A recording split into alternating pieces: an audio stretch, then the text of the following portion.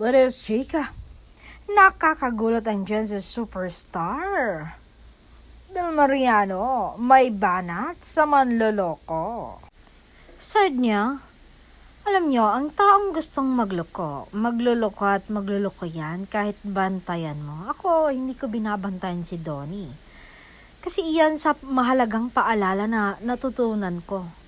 Alam niyo, sa halip na ubusin mo ang lakas mo sa kakaisip kung anong ginagawa ng partner mo, kapag magkalayo kayo, kung sino kasama niya, i-google mo na lang yan sa pag-iisip kung paano pa mag-improve at magiging productive ang buhay mo. Useless din, napakialam mo ang kanyang social media at cellphone kasi kung may tinatago yan, itatago niya yan.